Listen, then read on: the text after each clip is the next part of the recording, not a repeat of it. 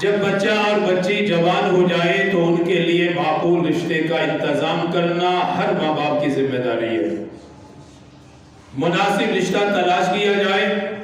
بچی جوان ہے تو اس کے مطابق مناسب رشتہ دیکھ کر نکاح کیا جائے، بچہ جوان ہے مناسب کو رشتہ تلاش کر کے اس کا نکاح کیا جائے۔ اب رشتہ تلاش کرنے میں یہ چیز بھی جائز ہے، خود نبی پاک صلی اللہ علیہ وآلہ وسلم نے اس کی اجازت دی کہ اگر بچہ اور بچی ایک دوسرے کو نکاح سے پہلے دیکھنا بھی چاہیں تو اس کی بھی اجازت ہے۔ اگر لڑکی دیکھنا چاہتی ہے کہ بھئی جس کے ساتھ میرا نکاح ہوگا، جو میرا خامن بنے گا، میں اسے ایک نظر دیکھنا چاہتی ہوں تو بالکل جائز ہے۔ اگر لڑکا یہ کہے کہ میں دیکھنا چاہتا ہوں تو وہ دیکھ سکتا ہے، اور شرم و حیا کے دائرے میں رہ کر کچھ بات بھی کرنا چاہے تو کر سکتے ہیں،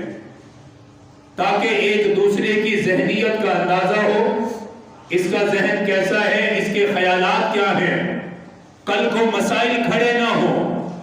تاکہ بچی اپنے ماں باپ کو یہ نہ کہے کہ میری پسند نہیں تھی، آپ نے زبردستی کی۔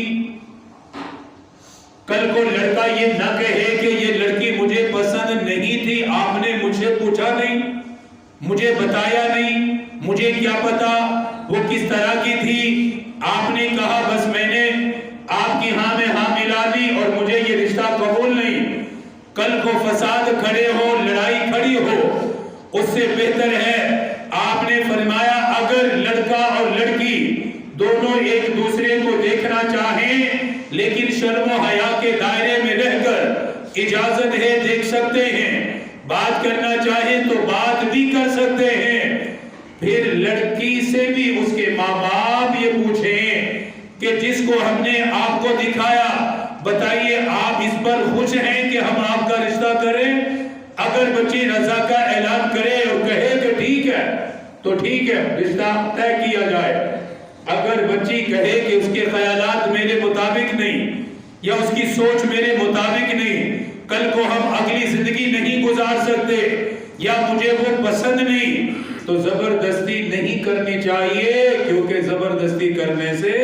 یہ رشتے کامیاب نہیں ہوتے، ناکام ہو جاتے ہیں، فساد پھیلتا ہے۔ لڑکا اگر رضا کہے کہ میں راضی تو ٹھیک ہے، وگرنہ کوئی بات نہیں، نئے سرے سے تلاش کرو۔ ایسی کوئی شریعت میں پابندی نہیں ہے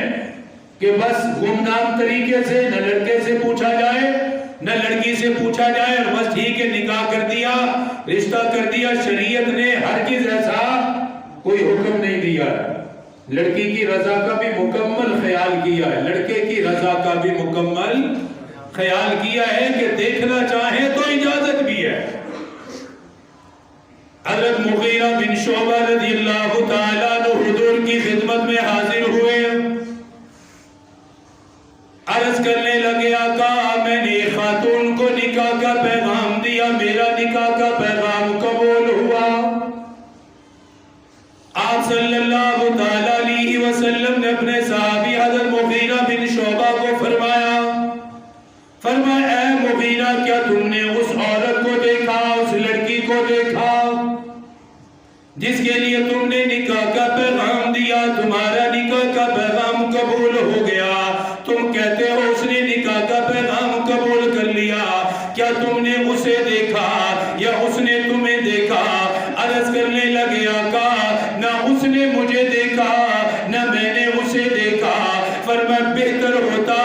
اگر تم ایک دوسرے کو ایک نظر دیکھ لیتے، یہ محبت کے لیے بہتر تھا، رشتے کو آگے چلانے کے لیے بہتر تھا۔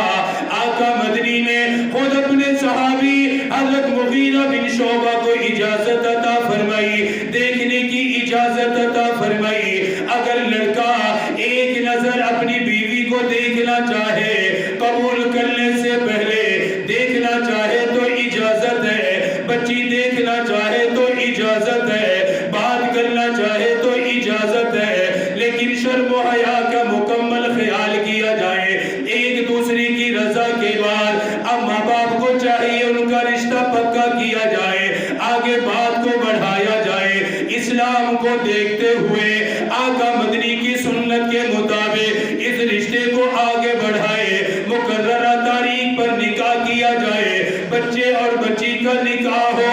آقا مدنی نے فرمایا مسجدوں کے اندر آ کر نکاح کرو، مسجد میں آ کے نکاح پڑھاؤ، یہ برکت کا ذریعہ بنے گا، یہ خیر کا ذریعہ بنے گا، یہ کامیابی کا ذریعہ بنے گا، کیونکہ نماز جیسے عبادت ہے، نکاح کرنا بھی عبادت ہے، زکوٰۃ دینا جیسے عبادت ہے، اسلام میں نکاح کرنا بھی عبادت ہے۔